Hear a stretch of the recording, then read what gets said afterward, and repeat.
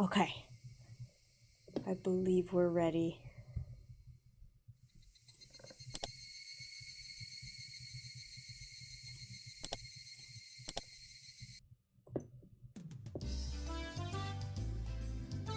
Is the audio too loud? There we go.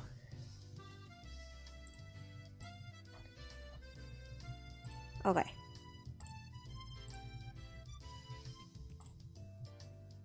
Continue.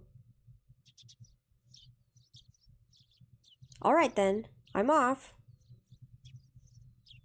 Look out for cars. Be back before dinner time. Today was the day of the barbecue party. That was the Hinamizawa fighters' victory celebration. Of course, I, having prepared myself, skipped breakfast in order to stay hungry. Though with all the club members coming, it was pretty possible there would be a contest based on how fast or how much you could eat. Rena was already at our usual meeting place. Mion arrived a few minutes later. Great. Let's get going. This old man skipped breakfast and is starving to death. I expected nothing less. I, too, went without breakfast, and am now in top physical condition. Wow, you two! Skipping breakfast is bad for your health. Rena made sure to eat something. Yeah. You're great, Rena. Breakfast is an important part of the day. I'm sure you'll surpass that underdeveloped Mion, get yourself a nice sexy body, and be all over the dirty magazines. Wow, okay. Oh, the dirty magazines. If I get a nice body, then maybe a prince on a white horse will come for Rena too? For Rena too? Definitely not happening. If you won't take responsibility for them, Kei-chan, then don't give Rena any silly ideas. She might start eating breakfast 3 times a day starting tomorrow. Yeah, I could see Rena doing that. Wait, who did this gluttonous princess think was going to come for her?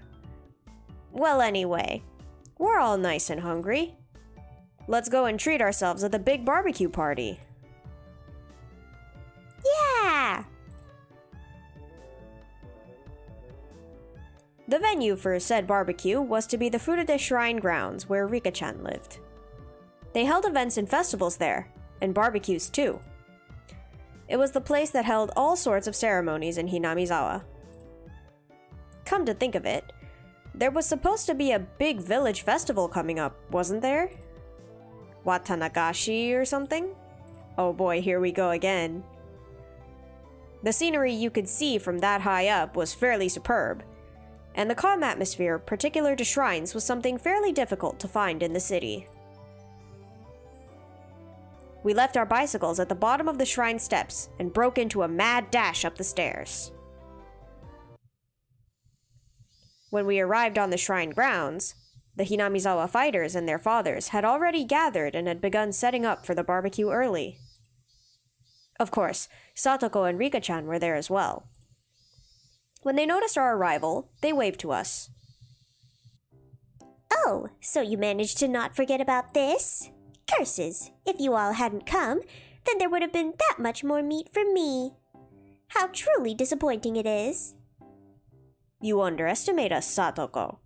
Now that we've arrived, you don't think you'll be able to have even one bite of that fabulously marbled beef, do you? Remember when we ate our bento here? You and I have a fatal difference in reach. I'll be overwhelming you once again. What? I cannot allow that to happen by any means. Cry and shout all you want. You'll just be watching us fill our mouths with beef. Don't worry, though.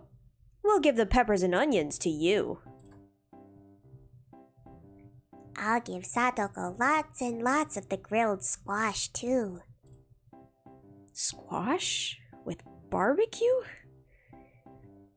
When Satoko heard the word squash, her complexion changed color. When she took my overwhelming reach into account, she knew it wasn't just a threat. It could actually happen. I'll go tell the coach. I'll tell him you really love squash. If it's for you, I bet he'll get a whole mountain of specialty squash from all over Japan. Wow, good for you, Satoko. You'll have your pick of the squash. You can have squash from dawn till dusk, 3 meals a day. Wah! Rena! Everyone's bullying me. Deserved. Satoko tried to leap into Rena's chest. Oh no. Clearly, given another second, Rena's mock punches would have us piled on the ground. So just before Satoko hit Rena, I grabbed her by the nape of her neck and pulled her back. A superb reaction with only seconds of foresight.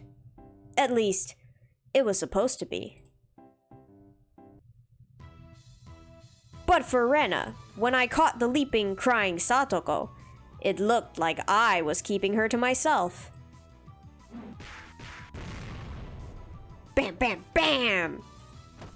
Oh, no, Keiichi-kun. This is Rena's, okay? I'm taking her home. Wow, Rena-san. Beat up Mion-san and Rika like that too. Whoa, hold on there. Gah! Bam, bam, bam! Okay, now where could Rika be? There she is. Rena-san, over here. Just wait, Satoko-chan. I'll take care of her right away. Then I'm bringing you straight home. Meep. Meep. Satoko, you're mean. Oh, Rika-chan's so cute, too. Oh, I'm gonna take her home. Oh, Rika, it serves you right. Satoko laughed in a shrill voice at Rika-chan and Rena's unproductive game of tag while we watched them, sprawled on the ground. Are you alright, Mayabara-san? Oh no, I forgot what voice I used for this guy. Oops. Sonozaki-san? The coach came over and lent us a hand. Yeah, this is just how we communicate, that's all. Don't mind us. If the way we communicate ends up leaving bruises on my face, then I don't want any more to do with it. You never learn, do you? Laughed the coach loudly. It made us start to laugh too. Satoko's laughter, Rika-chan's yelling, and Rena's strange voice were kind of comfortable to hear.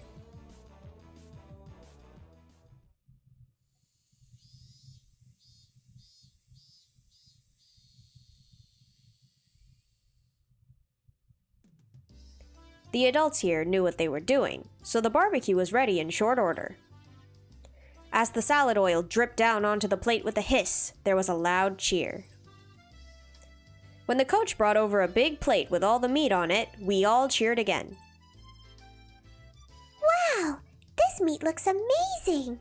Coach, you really did splurge on it. I did make a promise. Can you tell how much all of this weighs? It really did cost me a lot. Of course it did. Third-rate meat wouldn't be enough of a reward for everything I did yesterday.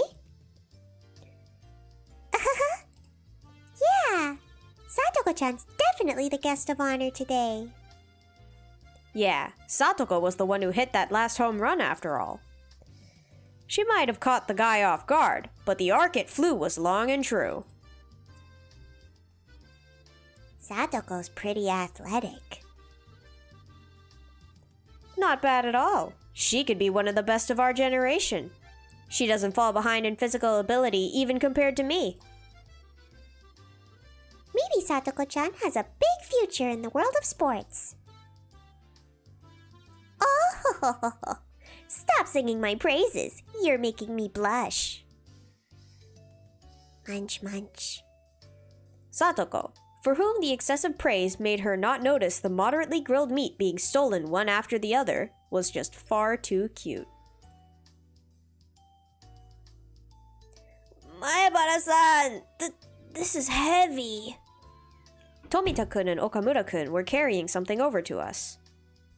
It was a huge barbecue plate. Whoa! The barbecue's protagonist has arrived!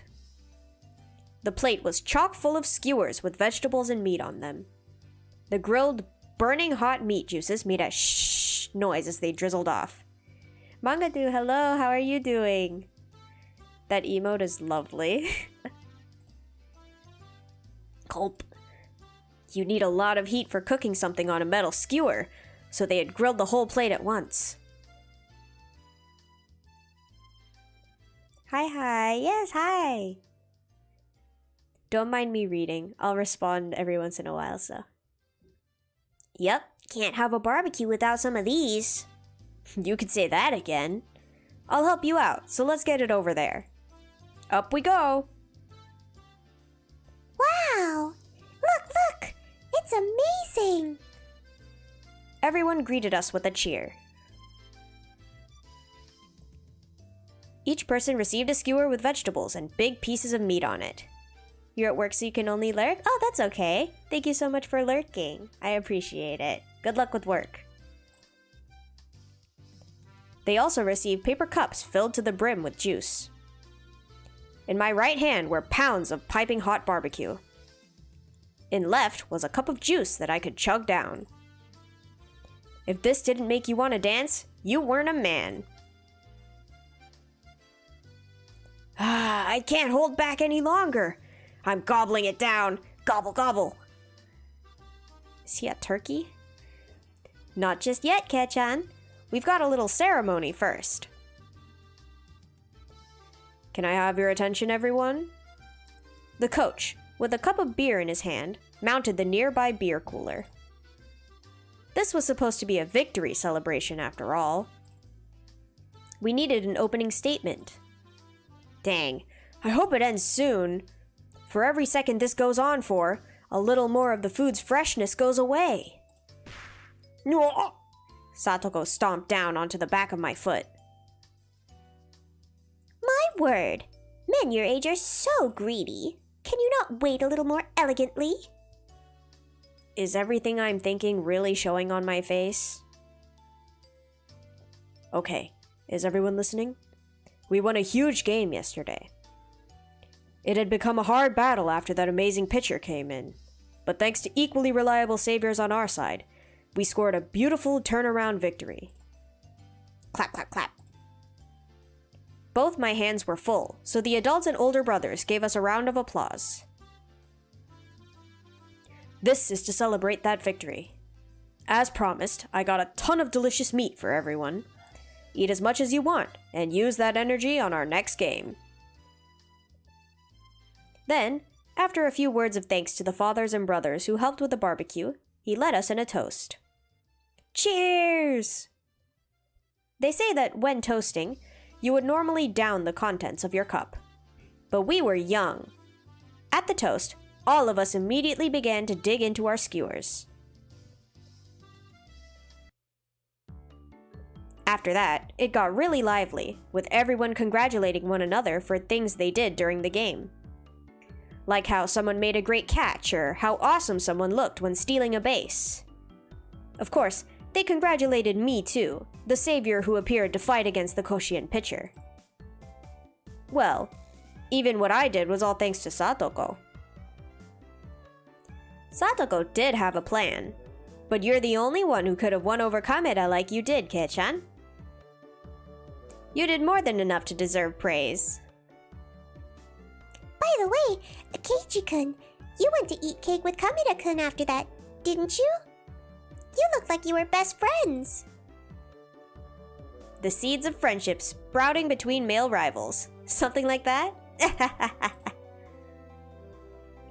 sort of... well, it's... how...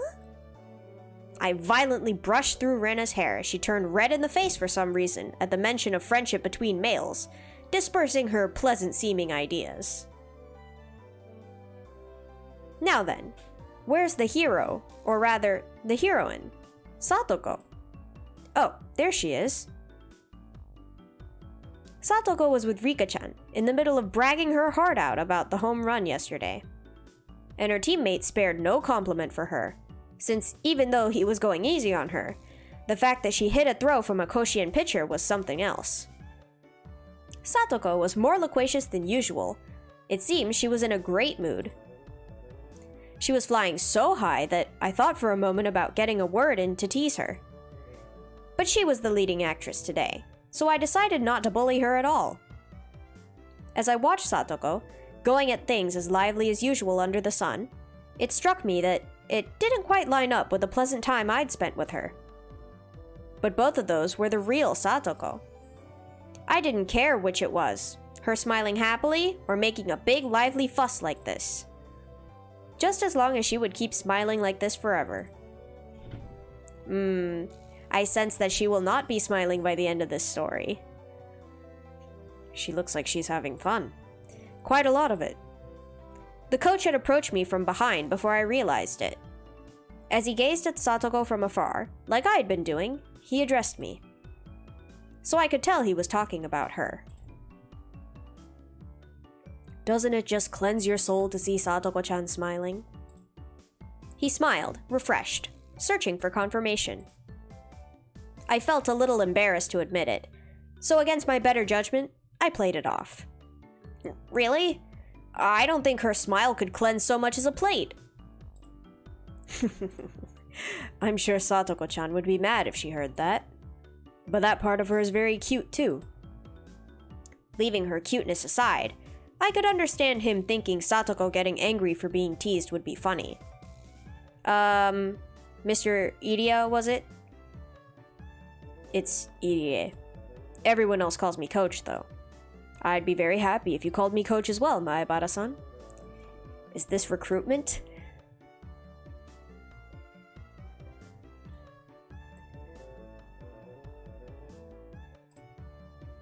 As he said that, Coach Irie smiled, blushing a little. Ayo? What? Coach, you seem to like Satoko a lot. I didn't have any real basis for saying that. It was just what I felt to be true. Yes, I do like her. I love her, in fact. When she gets older, I'm thinking of asking her to marry me. Ayo, wait a second. What? This guy really says some insane stuff, doesn't he? After being astonished by this, I hurried to put my mind back in order. I'd heard that this coach guy was the kind of person who said crazy things out of nowhere. According to Mion, if I took everything he said seriously, I physically wouldn't be able to take it. If I was able to ignore that part of him, he seemed like he'd be a really funny guy. Sus. No. Maebara-san? Did that surprise you? Could it be? You're going after Satoko-chan yourself? Heck nah. No. That would bother me then. I've been going after her for decades now, you know? Excuse me? She's not that old. She is a decade old, sir. Coach, Satoko hasn't even been alive for much more than a decade. Coach gave a dry grin and laughed. Was this how I should be doing it? I must somehow master the art of responding to this coach guy. After that, I received many words of praise for my actions. Almost too many. As that conversation was happening, leaving aside the controversial statements this coach person would spout suddenly, I learned he was very composed, and not a bad guy by any stretch. I don't know about that one. I think Satoko deserves more praise for that crazy home run she got. I honestly didn't think she had it in her. Satoko-chan's older brother was more the quiet bookworm type. She probably inherited the exact opposite skill set. Wait, I thought Satoshi was the baseball player. Am I wrong? Her brother? Right. He meant Satoshi, the one who left Satoko and ran away from home. Satoko's Nini, Satoshi Hojou. Do you not know about him? Satoko-chan's older brother, I mean. His name is Satoshi Hojou-kun, and he played with the Hinamizawa Fighters too. Wait, so he did play bass. He played baseball, but he was... I wanted him to play a lot more, but then he transferred. Huh. I see. So he transferred. Yeah, maybe that was a little more considerate than saying he ran away. Now that he mentioned it, I think it was Rena. I think she said Satoshi transferred too. I didn't know the details of him having run away from home at the time, so I didn't pay much attention to it, but... Only her brother transferred? That's sort of unusual. Everyone having fun was far away, and their cheerful voices distant. The chorus of the cicadas separated us from them, giving me a sense of distance. At first, I thought my own voice was too soft for even me to hear. But for a really long time, Coach didn't respond to my words. So at this point, I began to wonder if I had said something I shouldn't have. Just when I began to feel impatient, Coach finally spoke. Something unfortunate happened. A few things, actually. After informing me that what he was about to say was a secret, Coach began to talk, a little at a time. Ooh, lore, let's go. It's been 3 years already. Right around this time of year, I think. Satoko-chan's parents were in an accident. An accident? Yes. At a public park they visited while on vacation. They fell from a viewing platform. It was supposed to be just a little time away from the house with the family. They went for a walk on a path through a nature park after it had rained. There was a little viewing platform that looked like it had a good view. That was the stage on which the tragedy was set. The metal fixtures in the viewing platform fence had deteriorated from time, and with all the rain they had just gotten, they might have loosened somewhat. Right before Satoko's eyes, both the fence and her parents fell. There was a river some tens of meters below. The water level was high due to the rain, and apparently very muddy. And her parents? Coach gave a thin but melancholic smile and touched his paper cup to his lips. Without saying anything, I knew how unfortunate that accident was, and how Satoko's parents had left on an eternal vacation. Then Satoko is... well... I was so focused on being careful with my words that I lost what I was going to say. A single word. Orphaned. I knew how little consideration it showed and how much it would hurt Satoko without having to say it out loud. Come to think of it, Satoko lived with Rika-chan. At least, that's what I thought I heard from the others. Wait, Rika-chan. Her father died from illness too, and her mother soon after. I felt like I heard she was living by herself. Yes, she's living with Furude-san right now. They've probably lived many discouraging days without any parents, but they've gotten along by helping each other. Going on living without the protection of parents is very difficult for kids that age, I think. Maebara-san, you could probably understand that as well. I've only survived because I rely on my parents, so the only reply I could give was to nod. Furude-san is particularly beloved by the older people in the village. As long as she's here, she won't want for much. Come to think of it, you're right. Rika-chan kind of seems like the village mascot sometimes. I don't think she'd have a hard time living here. Rika-chan could go meep just once and get 2 or 3 croquettes from a vendor after all. I felt like if she asked for help, everyone in the village would. But that only applies to Furude-san in particular. Satoko-chan doesn't have it the same way. Rika being so spoiled was just an exception. Upon thinking about it normally, living on your own as a child should be fraught with difficulty. It wasn't, then, very difficult to imagine how much suffering Satoko had to go through just to live. It wasn't very difficult to imagine. Was I really thinking that? No, I was only thinking the words. I couldn't imagine it in the slightest. How was I supposed to imagine it when I saw that annoying smile of hers? There was no way I could. I found out she was living apart from her brother, and I just kind of vaguely thought that it was rather unfortunate. I mean, Satoko was smiling so energetically every single day. Was I thinking that her smiling meant she wasn't hurt? That she didn't feel lonely? When she found out my parents were coming home the other night, Satoko said, "A family sitting around the dinner table is the most fun way to enjoy a meal of all." Those words held a lot more weight now. I've seriously considered adopting her. Huh.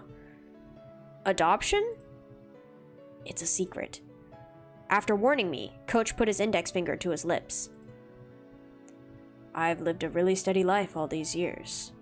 I have money and a good reputation. Really? With what you say, sir? I don't know if I trust that. But marriage is the one thing I never got around to. By law, obviously, a single individual can't adopt a child.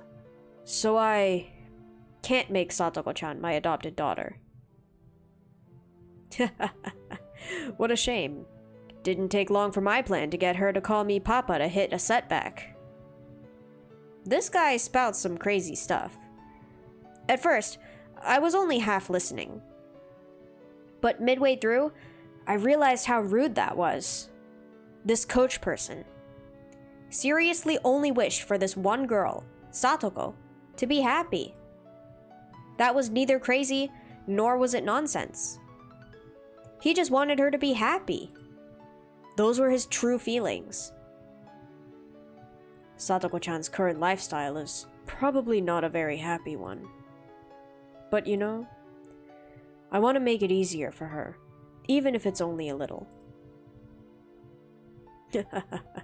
Of course, I can't do much for her but share my leftover food and do errands that she's not strong enough to do. You're wrong. Satoko's happy. Huh. Coach showed surprise at my having declared that. There are so many people all around her that really want her to be happy. She can't possibly feel otherwise. I spoke with a serious expression, quietly, but firmly all the same. It was my approval of his feelings, and my gratitude as Satoko's Nini. Keiichi, you are not Satoko's Nini. That is Satoshi. Back off. Thank you. Still, keep this a secret from Satoko-chan, okay? If she knew I wanted to adopt her, she'd probably get mad and call me a pervert for wanting me to call her Papa. Wait, what? Me to call her Papa? What? I think that's a typo.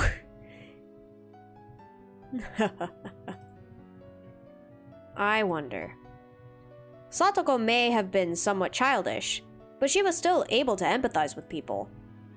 She'd call him that. I knew it.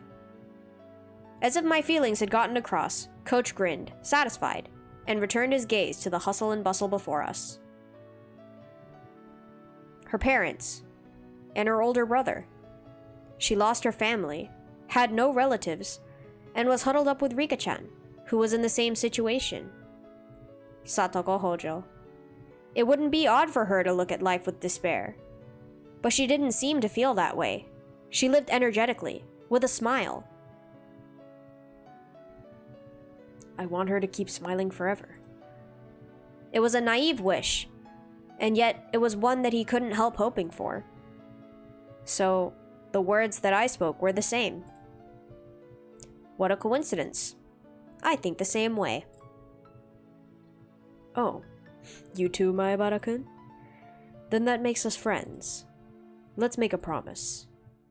A promise? It's a very simple one. The coach said this, giving me a grin.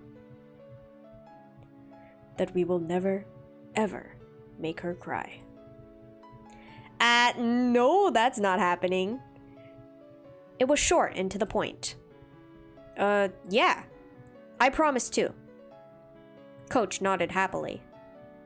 We exchanged no more words after that. We just sat there comfortably, gazing at Satoko and everyone else having a good time. She'd certainly lost her family, but there were people watching over her. How reassuring must that have been? Just hypothetically, if you did adopt Satoko, what would you do? That's a tough one. The coach gave a wry, happy smile, then exaggeratedly tilted his head in contemplation.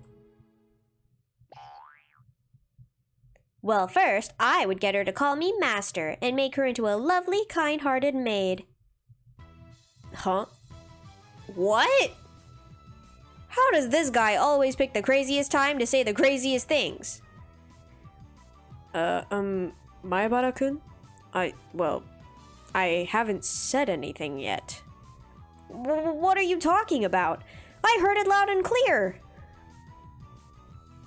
Oh, that's right. I clearly said I would make Satoko into my own personal pretty maid. Oh my gosh, it's Shion. That sounds nice. Satoko-chan. All pretty. Oh, pretty and purity are really hard to differentiate, right? Be careful with mixing refined Japanese words and English together. I get it. Honestly, the intricacies of the language know no bounds. That's right. Kei-chan, you do understand. Then with that, it's time for... My hand shot out and grabbed Shion, smiling, waving, and about to leave, by the nape of her neck. Why does he always grab people by the neck? Hey, wait right there. Don't just show up out of nowhere and start saying crazy stuff. Speaking of saying crazy stuff, I thought the Satoko love talk you were having with the coach was pretty crazy too. I could perform a reenactment of the adoption bit. Wanna see? You've been hiding ever since then? Kei-chan, you can't even beat my sister. You're 100 years too early to challenge me. This was Shion Sonozaki, the younger of the Sonozaki twins. Though she hadn't a scrap of the reserved quality you'd expect from a little sister.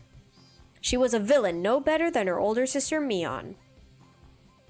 We met the other day in town and I dug myself into a hole when I mistook her for Mion. Unlike Mion, Shion said she was living in Okinomiya, so I thought we'd never see each other again. But to think we actually would. My frankly displeased expression didn't change a bit either. This must be what people mean when they say something is like water off a duck's back. Shion-san, you came. I was disappointed because I thought you wouldn't make it. Well, I couldn't think of anything else to do, really. I figured I'd come and tease you all a little. Coach, why did you need to call Shion to our victory celebration? How did she contribute to our team's win? Well, you see, I'm actually the manager for the Hinamizawa Fighters. The manager? No way! Then why weren't you at the game yesterday? That's because I'm like a ghost manager. She seemed to think I'd forgive her if she stuck her tongue out and smiled. She wasn't sorry at all. The match wasn't as pretty... The match wasn't nearly as pretty without you there. I won't tell you to come to practices, but couldn't you at least come to games to root for us like you used to? I'll think about it. Maybe I will if Kei-chan joins the Hinamizawa Fighters. can't get into a cheering mood when there's no good-looking guy on the team. Huh? Did Shion just smoothly say something absurd? Shion! You little... Where did you come from? Suddenly, Mion came running over, latched onto my shoulders, and pulled me towards her. Oh no, the twins are fighting. Ah! It's Mi-chan's little sister! Hello, Shi-chan! Hello, Rena-san. I'm honored you remember my name. We only met once. Oh, not at all. Thanks for remembering Rena's name, too. Cut the stupid greetings. You're not allowed to solicit Ketchan. He's the hope of our club. Don't pull him out and put him in baseball like he's some kind of plant. Mion gave a low growl as she grappled my arm. She looked like a little girl desperately clinging to her toy. Yep, Keiichi-kun is the star rookie of our club. We could never trade him away. Rena's smile hid a nonchalant bloodthirst. She was blocking Shion's way, ready to unleash an ultimate attack if she got within 2 meters of me. I felt like this was gonna turn into a bloody battle. Keiichi's enjoying being fought over by girls, high-key.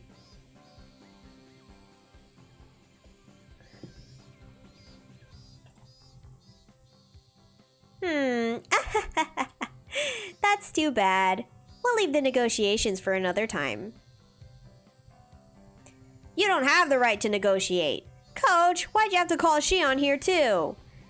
She's a ghost member. She's been slacking off for the last year.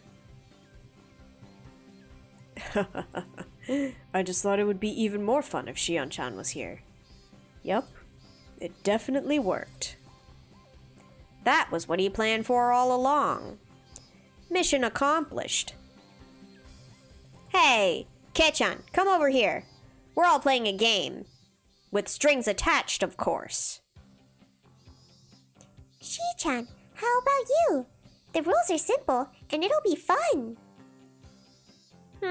Should I? I'll just win if I join in after all. I don't want to ruin my sister's presidential image. Mion, now irritated, turned around with a glare. What is it, my sister? Should I join in and make this a battle of the siblings? For your sake, I don't think we should. But if you want to... Bleh! I won't let you play, Shion. We're leaving you out. Bleh! Whoa. Mion just avoided a direct confrontation. It seemed like the twins were completely incompatible with each other. You won't let her play? I was looking forward to seeing you two face off. I hate Shion. I'm bad against her. An angry Mion dragged me away. Slide.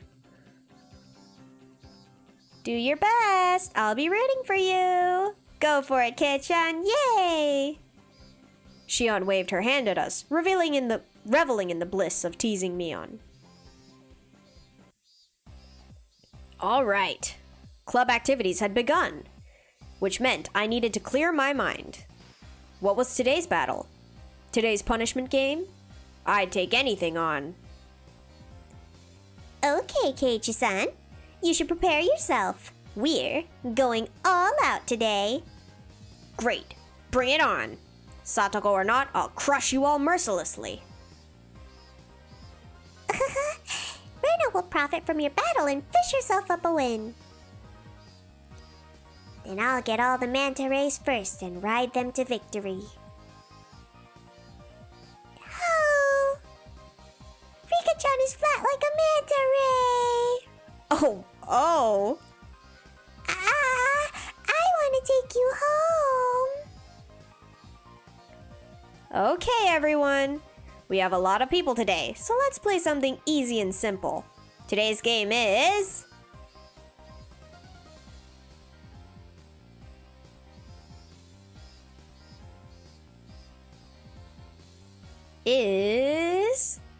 They're gonna leave us on a cliffhanger like that?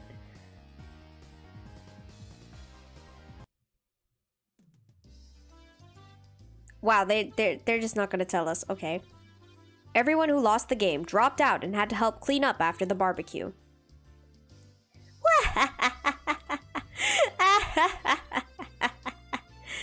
Shion laughed more uproariously than anyone I'd ever heard when she saw my loser face. Okay. Was my getting bombed out of the game really that funny? Man, oh man. Kachan's face.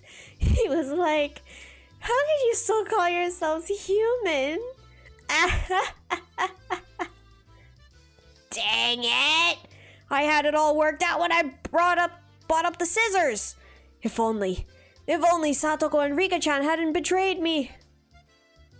It was going great while we had maintained a united front. But Satoko had been quicker to betray me than I her. She was just a tiny bit better than me. Urgh! I warned you about trusting Hojou. Tomita-kun and Okamura-kun were unanimously wearing I told you so faces. Incidentally, those two were victims of Satoko's traps pretty early on as well. Dang. I was trying to do well enough to make up for you two. And once again, for the showdown, it didn't matter. Maybe this meant I still couldn't match up to the other members yet. You were going to have the lowest ranked member of the club play a punishment game, weren't you? Shion remarked, as though forcing me to recall something I'd tried to forget, even for a moment. Is that right? Come to think of it, Maebara-san, when you came up with the punishment game with the president, you looked really heated up. What on earth did you decide on? Ugh. Earlier, Mion told me to get an Angel Mort uniform ready. Does that have anything to do with it? She told me to get the biggest size I could find. Tomita-kun and Okamura-kun were giving me these complex, indescribable looks, mixing empathy, pity, and the desire to see something scary all at once.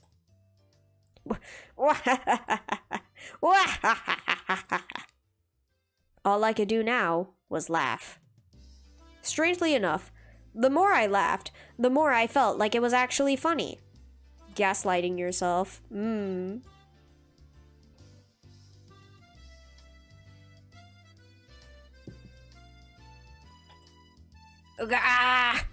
I lost!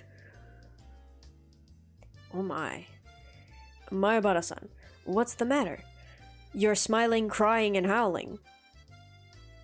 It's okay. He's just pretending not to like it. He can't hide his excitement at the opportunity to gain valuable experience using the punishment game as an excuse.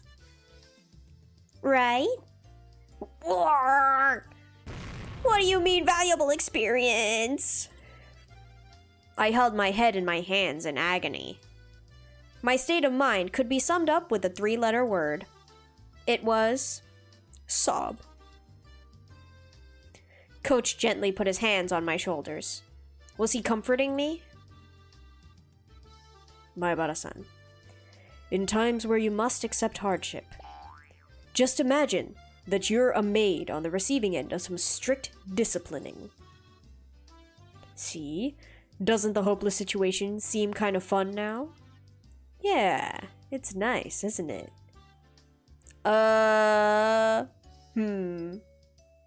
Red in the face and indulging in his imagination, still holding my shoulders, Coach said, "Oh, master," and started twirling around like a ballerina. I had to wonder what kind of word associations he had going on in his head. At the very least, it was much different than what was in mine. The first thing that comes to mind when I think of disciplining certainly isn't maids. Tomita-kun, Okamura-kun, your coach is pretty funny. I'm surprised he can even be a coach. Tomita-kun and Okamura-kun exchanged glances and answered with dry smiles. Then they added that he was a really nice person most of the time, which is something you normally say about a person like that. The coach's questionable revolutions slowed to a stop, and then his expression returned to a clear, calm one, almost making what just happened seem like an illusion. He can switch gears way too fast. Then let us start cleaning up. Mayabara-san, you seem quite strong. Could you bring the plates over to the wash basins and clean them? Pain, you're late. It's okay, Gray. Welcome, welcome. Do you want to recap?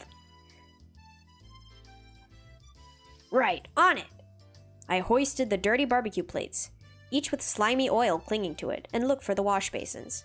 Yes, please? Okay. So basically, they're doing the barbecue party that the coach promised them last time. So everyone is at the shrine where Rika and Satoko live, because apparently they do a lot of stuff there, including barbecues. They had the barbecue party. Keiichi was talking to the coach guy about Satoko in particular. Coach said some sussy stuff. Can't tell if he's being serious or not. Something, he said he wanted to marry Satoko, but then he's like, actually, no, I want to adopt her as my daughter, but I can't because I'm single. Shion came. Turns out she's the manager of the Hinamizawa Fighters team. Yeah, I know. Yeah. I don't know how to feel about this guy. But anyway, so Shion's here too. They just played a game. They didn't explain what the game was, but Keiichi lost. So now he has to wear the Angel Mort outfit. And now they're cleaning up. So yeah, not a whole lot. There was a little bit of background with like Satoko's family. Like they talked about Satoshi for a bit. Apparently Satoshi's like a bookworm, but he was still on the baseball team. So that's something. And then Satoko's parents, they died in an accident like, was it 3 years ago? Yeah, that's pretty much it. Nothing super important happened. Giving Curry episode version 2. Yeah, for real. It is. These are heavy. Where are the wash basins? Over there? Figuring I should make it there before my arms gave out, I headed towards it at a trot. A lot of the adults who had been helping out were using the wash basins, so I gave up and looked for a different set. I asked them, and they told me there were more right by the assembly hall too, so I decided to head that way. Rather than multiple basins, there was just one faucet there. I initially thought it would be too small to wash plates as big as these, but it would probably still be faster than waiting for a faucet to open up back there. I turned the faucet in water much nicer looking than it gushed forth. What? I did not understand that sentence. I put a plate under the faucet and scrubbed it with my hand to try and rub it clean. It didn't go very well. Here you go. A sponge and dish soap. Blah, blah, blah, blah. Dish soap. Why is that so hard to say? You can't just wash them with water. It was Shion. She threw a brand new sponge and a container filled with cleaner to me. Oh, thanks. You should have just put them by the basins and left it to the grown-ups. You're always doing the right thing. I got the feeling that wasn't quite a compliment. I answered her with a forced smile. I was surprised to learn you're the manager for the Hinamizawa Fighters. I thought you didn't do stuff like that because it's too much of a bother. Yes, it is quite a bother. That's why I've stopped showing up entirely. Oh yeah, she apparently ghosted the baseball team for like a year. So she's just like the manager in name only. She doesn't do anything for them. Didn't Coach say he wanted you to come back? You should pay a visit once in a while. If I feel like it, I guess. Shion made it sound like the end of the world could happen before she felt like it. Whoops. I couldn't keep washing the dishes while preoccupied with conversation, so I decided to take my task seriously. Shion neither offered to help nor got in my way. She just quietly watched the water flowing from the faucet. Oh, right. I heard something. You were the star player in yesterday's game, weren't you? Satoko hit the home run, so I think she was the real star player. I didn't know she had those kinds of reflexes. It surprised me. She's totally different from Satoshi-kun. There's there's not much doubt that all the athletic ability in the family went to her. Shion smiled as she spoke, her eyes looking at something far away, betraying her reminiscence. Satoshi-kun? Satoko Hojou's older brother. You know, Satoshi Hojou-kun. Oh, right. You just moved here this year, didn't you, Kei-chan? You wouldn't have ever met him. I was a little surprised that Shion knew about Satoshi. Never met him, but I know a little. After their parents passed away, he transferred to a different school, right? I avoided saying that he ran away from home and used the slightly more vague words that everyone else did. Transferred? Who said anything like that? I hadn't yet realized that Shion's tone had changed slightly. Oh, what is that? Well, I mean, who was it then? Yeah, I heard it from someone. That he transferred. Kick him! She should. Who? You said that because you asked someone, right? Who did I ask? I don't really remember. Even so, he transferred, so that's it, right? Not like there's a problem with it. There is one. Does that mean there's a record of his transfer? To another school? And that someone saw it? Or heard about it? Around that time, I not only noticed how awfully caught up on this Shion was, but also how startlingly dangerous her eyes had begun to look. I don't know why she always gets so weird about Satoshi. I wonder if she likes him or something. Maybe she did. Because she, like, the coach was like, hey, why don't you come to our games anymore? You should cheer like you used to. And she said that she only feels motivated to cheer when there's a good-looking guy on the team. So she was, like, trying to get Keiichi to join. So maybe she originally decided to be the manager because Satoshi was there.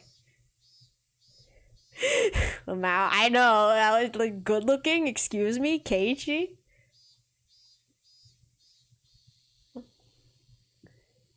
Keiichi being good-looking feels very cursed. That's what I'm saying. Like, look at this man's. He's right here. Shion? What's up? You look really serious. With that, Shion seemed to realize the expression she was making. She took a deep breath, pretended to fix her hair, and went back to her composed expression from before. I'm sorry, but Kei-chan, you don't know much about Satoshi-kun, so please don't say that he transferred or anything like that. I'm serious. Please. I realized I must have said something I shouldn't have. Did he doubt they were twins when Shion showed up? Because he seemed pretty normal about it here. Oh no, apparently he already knew. Like, they got introduced somehow. I think he said they ran into each other at some point. And I think Mion was with them, so it was, like, revealed that they were twins immediately. But yeah, I guess the twins thing isn't super important here. It was just kind of like, oh yeah, Shion, I know you exist. Why are you here? But I wasn't immediately sure of what I should apologize for. So I just said one safe word for now. Sorry. I just sort of heard he transferred, and I believed it. Was it actually something else? It was, of course. Preceded by his parents, he had left his sister and run away. But I'd wanted to try and avoid using the words run away, so I pretended not to know. Upon seeing my flustered reply, Shion realized she was intimidating me and lowered her voice. I'm sorry. I'm not blaming you for anything, Kei-chan. I was being a little harsh. I apologize. I didn't really mind. That was a fib. I was actually a little scared, even. Was there something wrong with saying he ran away? Was there some sort of misunderstanding in saying that he transferred? But before I could ask her, she turned on her heel to leave. Shion's gonna stab him when she learns he's the new Nini. He kind of deserves it. Hey, Shion. Right, good luck with those. Looks like your plate is last. That's the last one you need to wash. Her final remark reminded me of the dishes I had so easily forgotten about. So immersed in the conversation were we that it got pretty late. I turned the faucet again to get the water flowing faster. Whoosh! I violently scrubbed the plate. When I turned back around, Shion was no longer there. By the time I'd finished washing the plates, most of the other things had been cleaned up. The air had cooled off before I'd realized it, and as the heat that had stuck with us all day dispersed, a nice breeze started to blow.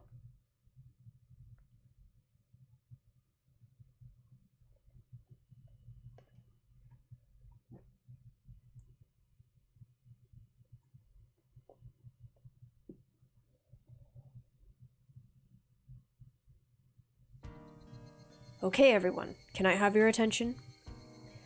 Coach got everyone together to make his closing remarks. And with that, another fun day drew to its close. In the end, Mion ended the game with a magnificent victory. Satoko and Rika-chan, who had labored so hard to betray me, had fallen into a huge trap afterwards, leaving them frustrated about more than a few things. People who betray others will one day be betrayed themselves. Never been more true, huh? Is that foreshadowing? Gah! You're not the one I want to hear that from, Keiji-san. Rena didn't fall for anyone's tricks. That's how I got second. Rena doesn't buy into lies very easily. She has a sharp wit. I'm surprised. She seemed like she would fall for the first lie to come her way. Nah, we established this. Rena's the legendary detective. Funny you should say that, Kei-chan. You desired to prey upon others, and right away you became the prey instead. Never doubt Rena, true. I feel like befriending Rena is probably the safest option out of all these people. Make sure you don't fall for those dumb schemes that promise higher returns the more friends you rope in, okay? Yeah, I'll try harder. Sob. Even good friends will lay traps mercilessly and betray everyone in sight once they get into a serious enough game. But despite that, once it's all over, they can feel refreshed and laugh together. Even in the first game, she wasn't that such, just stern and Keiichi went berserk.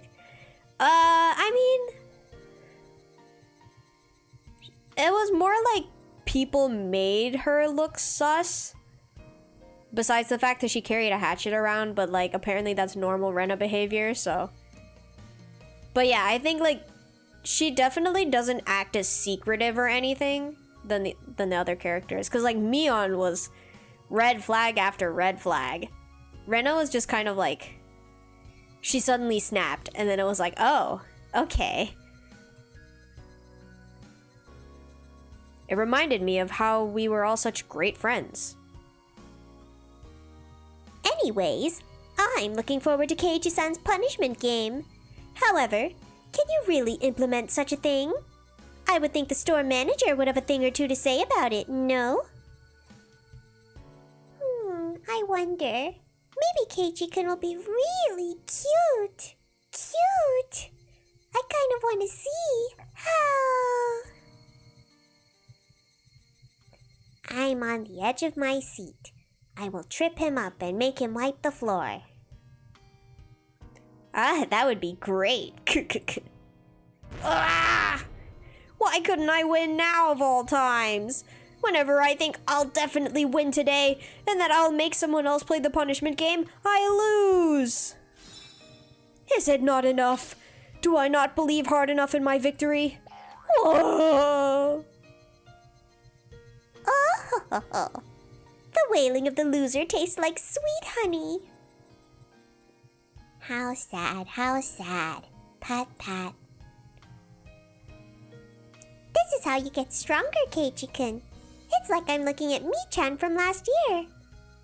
Mi-chan last year? What? Did she always lose and moan about it in the past? How very interesting. I didn't know our undefeated president Mion was once like that. No need to talk about that! Mion hastily covered Rena's mouth. Everyone watching burst out laughing. Finally, Rika-chan pulled on Satoko's sleeve. Okay, we should be going soon. Oh, yes, we must go shopping for dinner, mustn't we?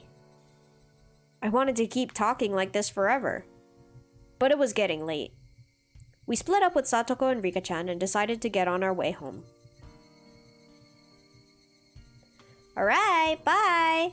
See you tomorrow at school! Everyone waved to each other and split up for the short time between now and tomorrow. Okay, let's go.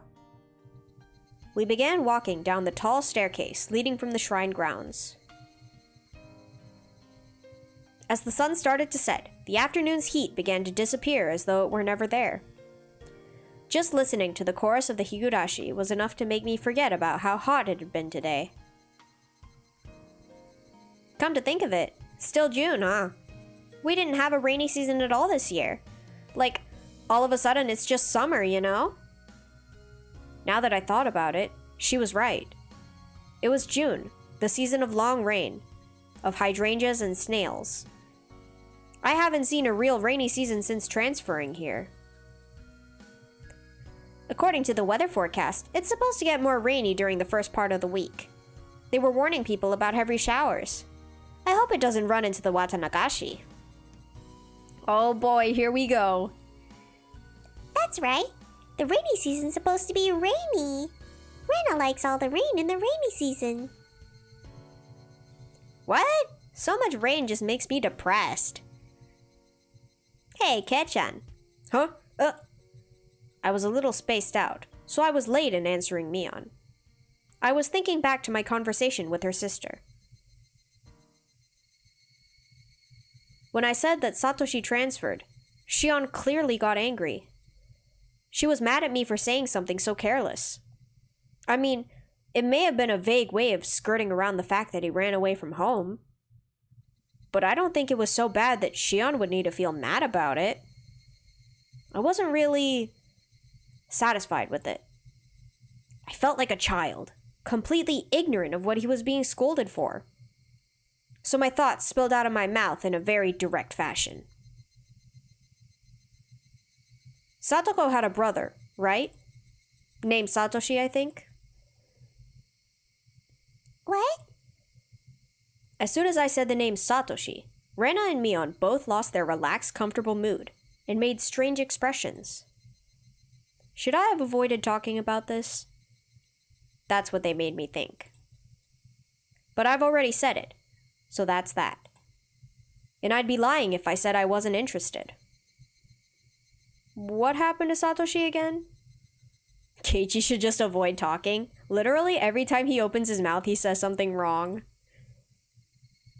Did he move away? That was such a transparent way of putting it. But in my desire to know everything, I feigned ignorance. Mion turned around and looked to Rena for assistance. Rena looked between us, then quietly and softly spoke. Wait, did we not tell you? He transferred out. When I said those words to Shion, she got upset. So I answered her with the same words Shion had given me. Transferred. Who told you something like that? Huh? I had only intended to borrow Shion's words, but I said it exactly the same way she had, right down to the thorns in my voice. When I realized what I had done, I immediately tried to soften my remark. If he really transferred, there would be records of it at school and stuff, right? But is there actually anything like that? Mion and Rena, their eyes grew wide. They were at a loss for words. I started to feel like I was doing something really bad. I thought they were only hiding the fact that Satoko's older brother ran away out of consideration for her. I'm not trying to blame you for anything, okay? I just wanted to ask what happened to Satoshi, that's all. I wasn't trying to blame them. The fact that I had to remind them, even looked like I was tormenting them with an impossible question. No, maybe I was actually bullying them. Maybe I had lashed out of them in retaliation for Shion getting mad at me. This whole day had been so much fun, but now, why did I go and say something that made all of that meaningless? I couldn't help but regret my own careless curiosity. That's enough. Let's drop it now. As I was about to say that, Mion spoke up. Well, it's not like we were hiding it or lying. I hope you understand. That's not what we were trying to do. Mion's tone conveyed her genuine awkwardness. They sounded like the excuses of a child who'd been presented with evidence of her own mischief. Satoshi, well, he didn't transfer schools, Mion said, resigning herself. But I felt bad for pushing her to say that. So, it's okay, Mion. Let's stop talking about Satoshi. Sorry for teasing you. I wanted to apologize. But right before that... He won't come back. What? Unlike Mion's stammered reply, Rena was extremely clear and resolute. He won't come back. What? He won't come back home. Ever since that day. He's hidden in the storehouse. Oh my gosh, he's in one of the cages hanging from the ceiling. He won't come back. That was a very strange way of putting it. Normally, you would say that he hadn't come back yet. At least, I thought you'd only say it like that, like Rena did, if he wasn't capable of coming back. You wouldn't say it like that when talking about someone who ran away from home. What do you mean, he won't come back? Where did Satoshi go? Don't know. Rena's word choice felt very cold to me. It was so cold that I couldn't muster a response right away.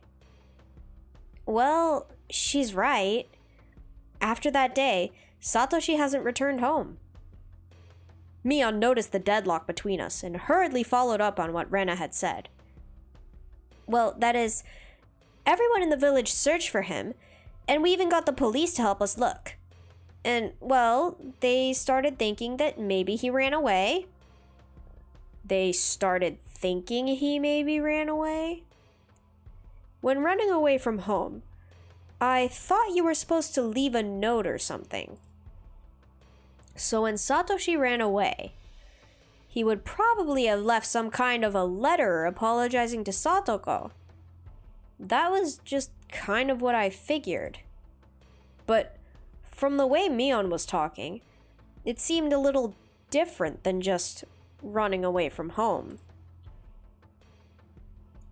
The police did an investigation. Satoshi had been earning money at a part-time job and had put some aside. And they learned that on the day he vanished, he withdrew it all. And then, at Nagoya Station or something, they spotted someone who looked a lot like Satoshi. He withdrew all his savings to fund his escape from home. Was that it? It seemed consistent enough to me. But before I could say anything... I think that's a lie. Satoshi-kun didn't run away, declared Rena shortly. Hey, wait. So if he didn't transfer schools, or move away, and he didn't run away from home, then what on earth... Stop it, Rena, Mion whispered to her. Rena, however, continued without interruption. And then she said this. Because it was Oyashiro-sama's curse. Huh? A curse? It took some time before I understood what Rena meant by that. Mion clicked her tongue and shook her head a little. Oh, Rena, hello. Ah! Satoshi-kun talked to me before he disappeared. He said someone was watching over him, stalking him. They even followed him home. He told me that when he went to bed, they were standing there at his bedside, looking down at him. Sonic, look at... Stop it, Rena. It's a portent of Oyashiro-sama's curse. Oh. It's a portent of Oyashiro-sama's curse. There's no doubt. I think, somewhere deep down, Satoshi-kun was probably thinking about abandoning Hinamizawa and running away. And Oyashiro-sama wouldn't allow that. I said stop it. Oyashiro-sama is the guardian deity of Hinamizawa. He would never allow anyone to abandon Hinamizawa and run away. I apologize for it. But Satoshi-kun probably didn't. It must have been Oyashiro-sama's curse. Oyashiro-sama's curse? I hadn't intended to repeat it, but the words came out of my mouth anyway. Oyashiro-sama's curse. The police may have said he ran away, but I don't believe it. I won't believe it, not ever. It's just a lie told by the self-important people in the village who don't want to admit it was the curse. And whether or not you believe in Oyashiro-sama's curse, it's... wham! Mion struck Rena in the head. And not in a joking way either. I told you to give it a rest, didn't I? I try to be nice, but you're pushing me to my limits. Pushing her to her limits. Actually, there was plenty of displeasure and anger in Mion's face at the moment. For a few moments after being hit, Rena looked astonished. Perhaps the voices of the Higurashi calmed her frantic mind, because after a little while, she regained her original calm expression.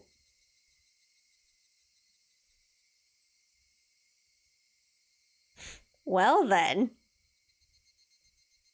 We arrived at the place we always split up with Mion. No one said a word until we got there.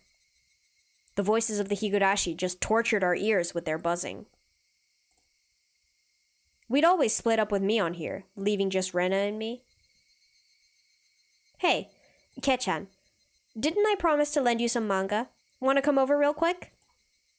Huh? She promised that? However, I quickly realized it was a convenient way of saying she wanted to come talk to me alone. I wonder why he didn't just ask Satoko or Rika. They seem to handle it better than anyone else. That's true. I guess it's because he's around these two more often. And I think with Satoko, he's probably like, it's a touchy topic, so he doesn't want to talk about it with her. But yeah, he could have probably asked Rika and have gotten a more normal answer. Oh, I see. Okay, then Rena will go home. Maybe she realized it. Maybe she didn't. Thankfully, Rena quickly said she'd go home before us. Bye, Rena. See you tomorrow. Yep. See you tomorrow. Keiichi-kun, don't be too much of a bother now. It's already evening. I'm just going to borrow a few books. See ya. Considering the fun day we had, it was a very insipid, lonely parting. Hey, don't worry too much about before. Keiichi's always a bother. It doesn't even matter. After a little while, Mion finally spoke.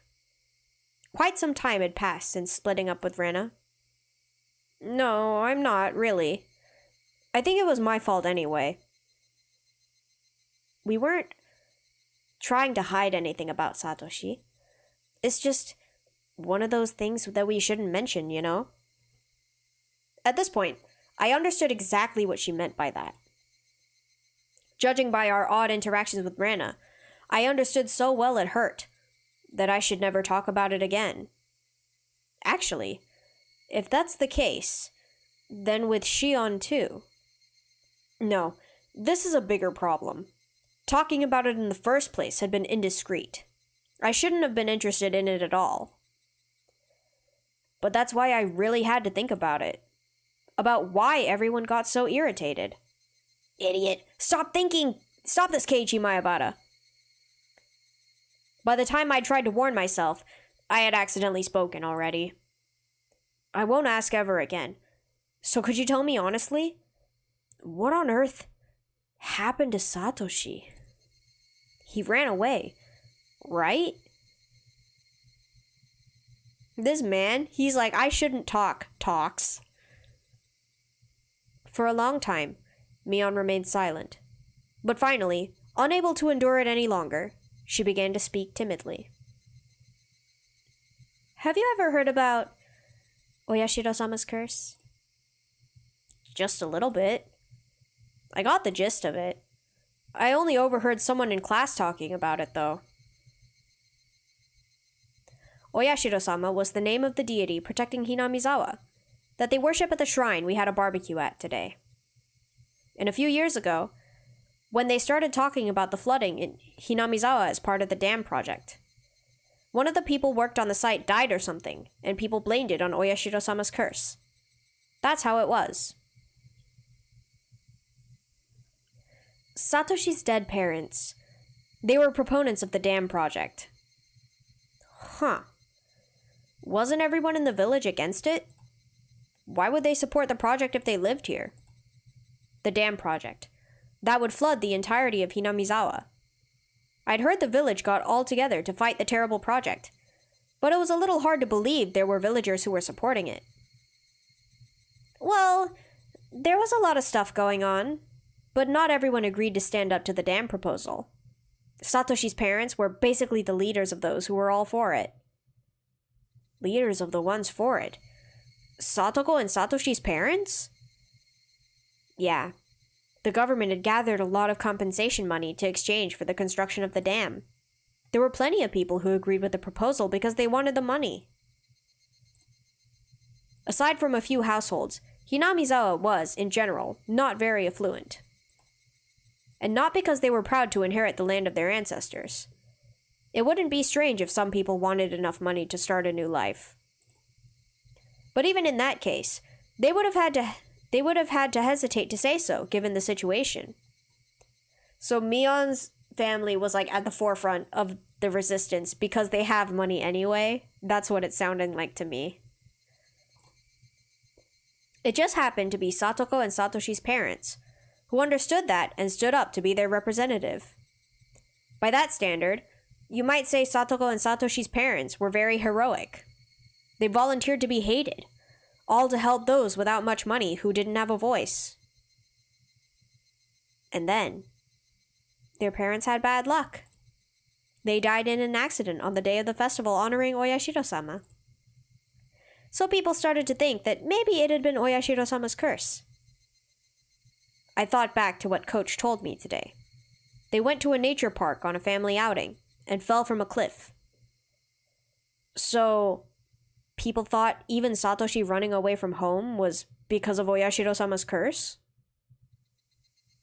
Well, yeah, basically. It was a bit of an evasive reply, but I felt it was wrong to ask any further, so I didn't press her for details. I don't think I need to explain this, but for Satoko, her parents' accident and Satoshi running away, and all the business about Oyashiro-sama's curse, none of it is a very happy story, you know? Yeah, of course I knew. I could only nod silently. That's why we're not mentioning anything about Satoko's family. Even if someone asks about Satoshi, we just lie and say he transferred schools. You can understand why, right? They wanted to protect Satoko's happiness, her smile. As someone who thought that way once, even for a short time, I really did regret having been imprudent enough to broach the topic to begin with. Yeah, I get it. I'm sorry I asked something so careless. When she heard that, Mion smiled, seeming a little relieved. Without understanding, thinking that I should get going, I began to make my way home.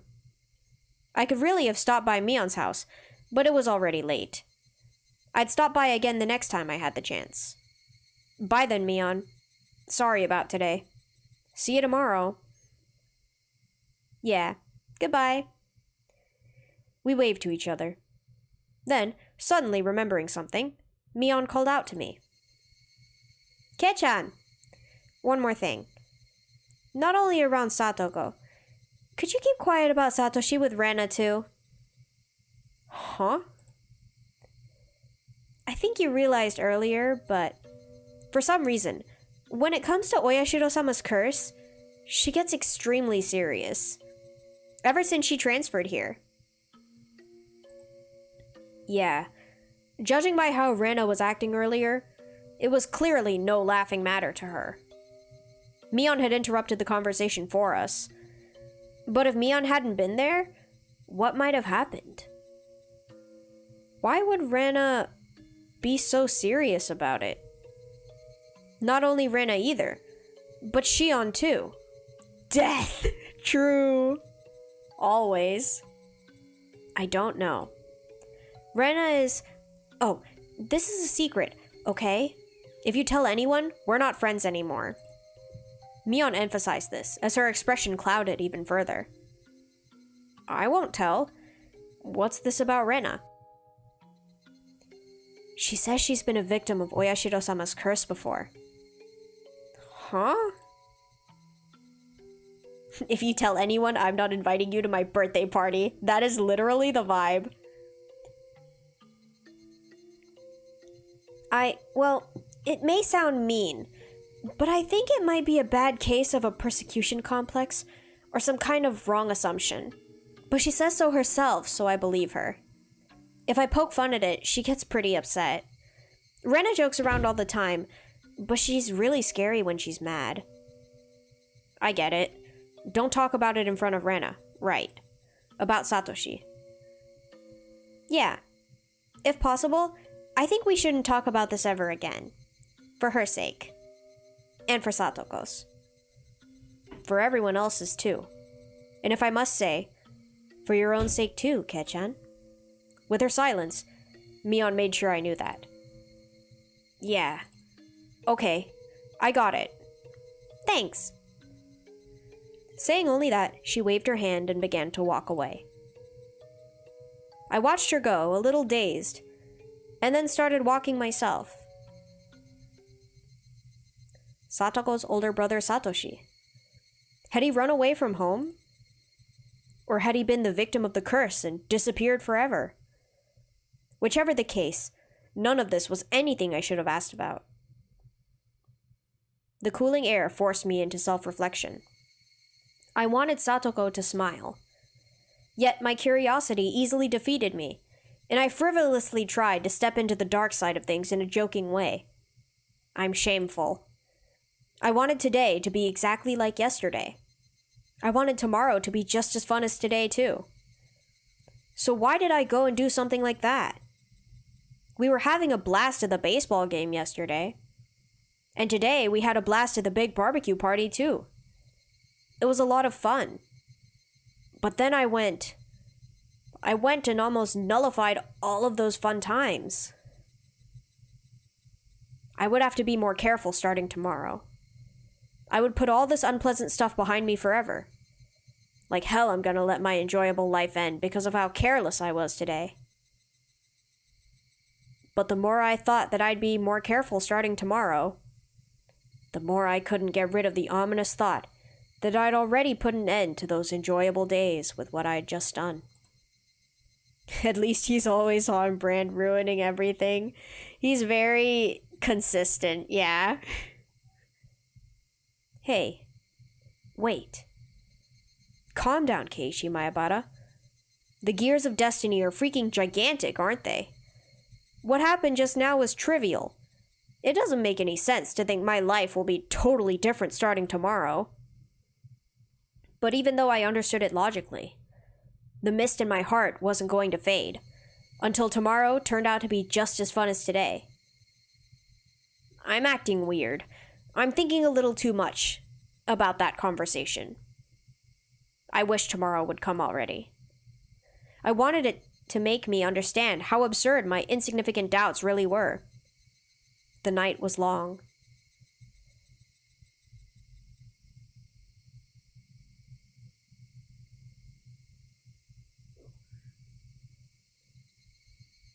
I didn't pass out and I'm not late here. Welcome, Kimono. How are you doing? Next chapter is gonna be wild, I can already tell. I'm hoping so. They said this one would be quick. Alright, view new tips. The slacking manager. Shion-san, why don't you help out a little? Are you asking a girl to carry something heavy? This is why you still haven't found a nice lady at your age, Coach. Well, you see, at times like these, here's what people say. It's none of your business. Good, but you fear steam is about to end? Wait, why?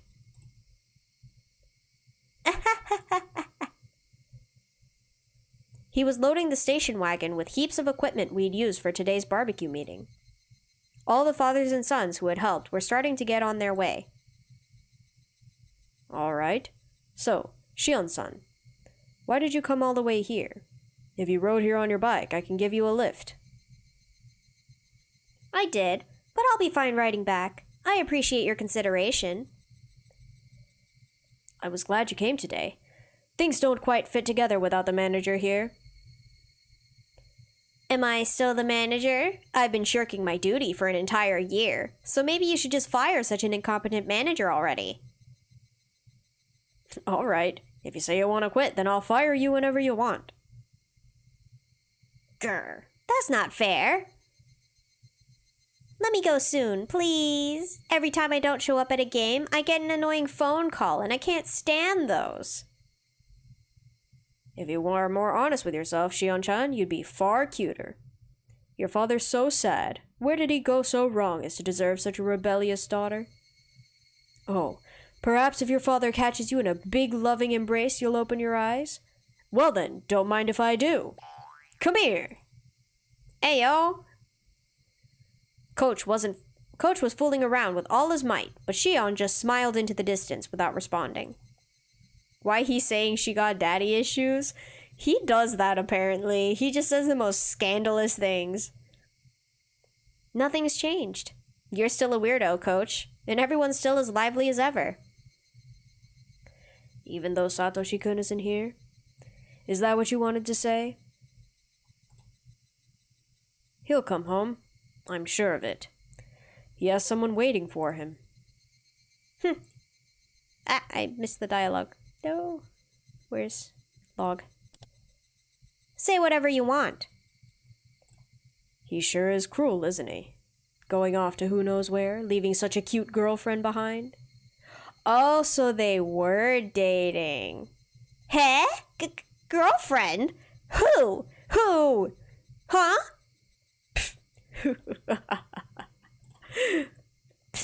Jeez, quit laughing already. Coach! Coach bent over and laughed heartily for a little while. We'll see each other again.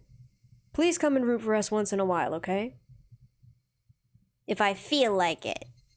I have no desire to be the manager anymore after all. That's fine. If you don't like it, I'll fire you. I'm not the kind of person who likes forcing people to do things against their will. Grr. Okay, fine. I'm sorry. You win this round. If I feel like it, I'll come root for you. So for today, just be patient. Whoops, that time already. It's past time to return all this. I'm already making them wait for me. I'll be leaving for today then. Let's meet again at the next game. Yes, if I feel like it. Goodbye, Coach.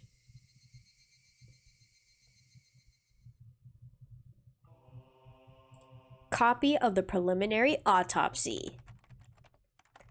The autopsy suggests the victim was killed in the following manner. 1. Entire body found in restraints.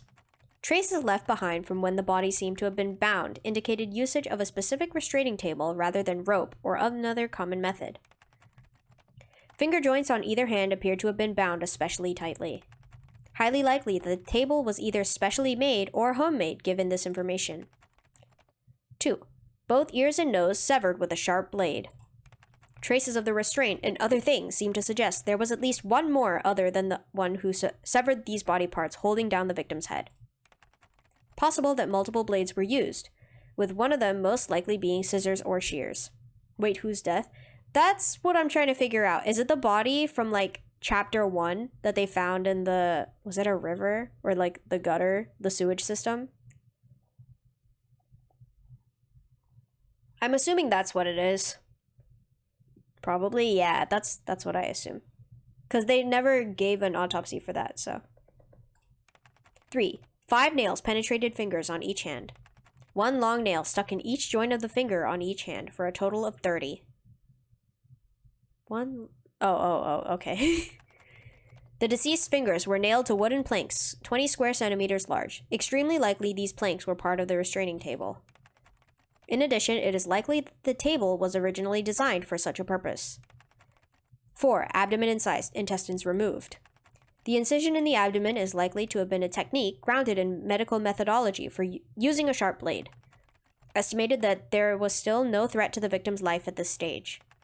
After this, the organs inside the incision were dismantled and removed. The victim likely died as a result of this process. 5. Body disposed. After fastening a dumbbell to the victim's neck using a commercial pet collar, the victim was likely abandoned in the Oji River's third drain. Yeah, this is the sewage thing.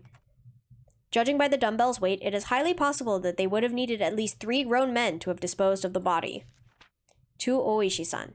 Here's a copy of the preliminary autopsy of the slaughtered corpse in the Oji River.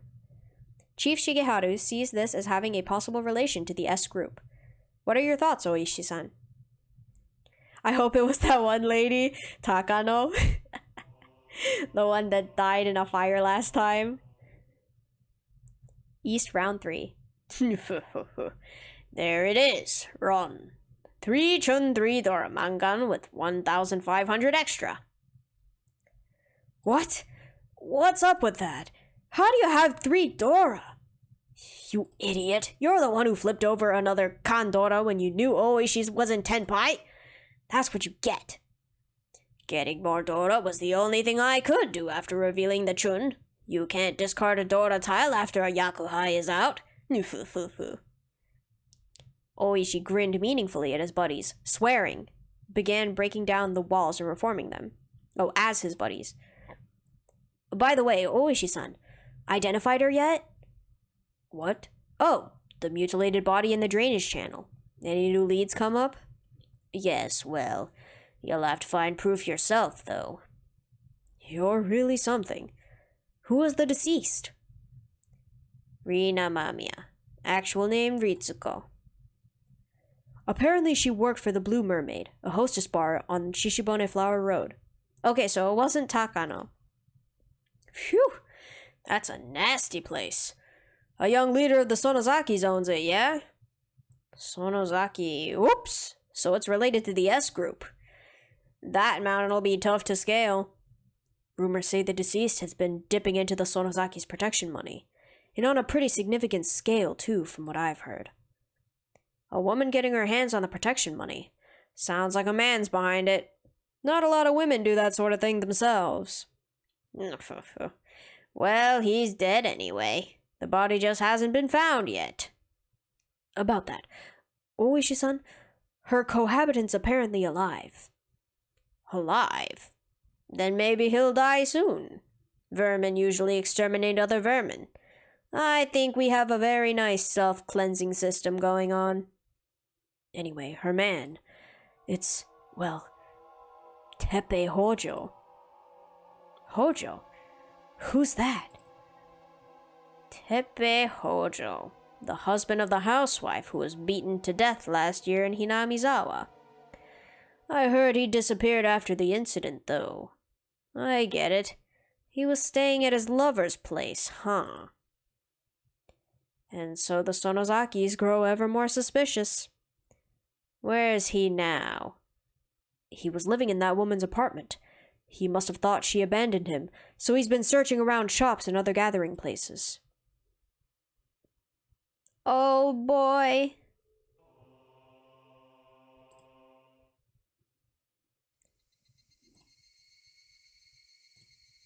you know, my voice isn't actually feeling that bad. Are you guys down for one more chapter? Or should we save it?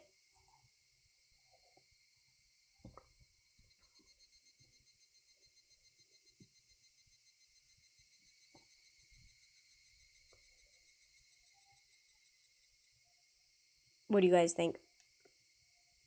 Always down for more, but don't overwork yourself? Oh no, I think I'm fine actually. This chapter wasn't too bad.